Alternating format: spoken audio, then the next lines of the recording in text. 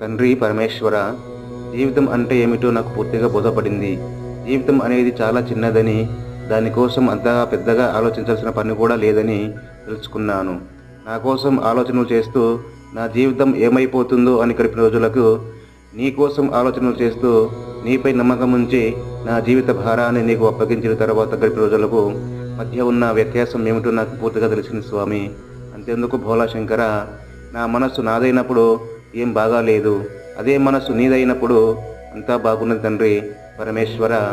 ఎల్లవెల్లలా నీవే నాకు శరణాగతి, నీ పాదపద్మములే నాకు శరణు తండ్రి భోలా శంకర. హర నమః పార్వతీపతయే శివ హర హర మహాదేవ శంభో శంకర. పాహి మాం పాహి మాం పాహి మాం, రక్ష మాం రక్ష మాం రక్ష మాం. నమః శివాయ. శ్రీమాత్రే నమః.